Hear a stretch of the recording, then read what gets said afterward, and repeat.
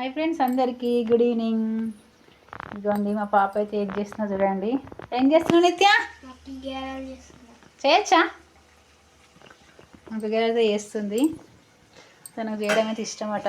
ఇవైతే తనే చేసింది, కానీ నేనైతే ఆయిల్లో వేసిన. ఆమెకి వేయరాదు కదా ఆయిల్లో. ఆమె చేస్తా అంటే ఆమెకు కూడా కొంచెం అవకాశం ఇచ్చిన. మధ్యలో గుంట కూడా వేస్తుంది. స్కూల్కి వెళ్ళేసి వచ్చింది. అలా స్కూల్లో అయితే అందరైతే డ్రెస్ బాగుంది అన్నారంట. నాకు కూడా బాగా నచ్చింది. మీ మేడమ్స్ ఏమన్నారు? మంచిగా.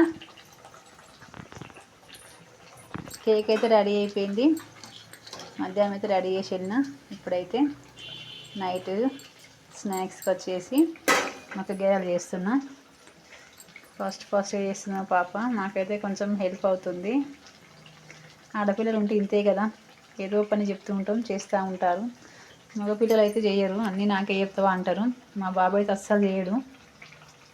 తనకి ఇష్టమైన ఐటమ్స్ అయితే కంపల్సరీ చేసి పెట్టాలి, సెకండ్లలో చేసి పెట్టాలి. అట్లయితేనే తన వర్క్ తను హ్యాపీగా చేసుకుంటాడు. ప్రజెంట్ అయితే మేమైతే మా కేరాలు చేస్తున్నాం. మరి మీరేం టిఫిన్ చేశారు? బతుకమ్మ పండుగ దగ్గరికి వచ్చింది కదా. రేపైతే మంగళవారము, బొడ్డెమ్మ అయితే వేయాలి. కానీ మంగళవారం బొడ్డెమ్మ వేయద్దని చెప్పేసి అంటారు మా వాడ వాళ్ళు, చుట్టుపక్కల ఉంటారు కదా. కానీ ఒక సెంటిమెంట్ ఏంటంటే మంగళవారం వేయద్దు అని చెప్పేసి అంటారు.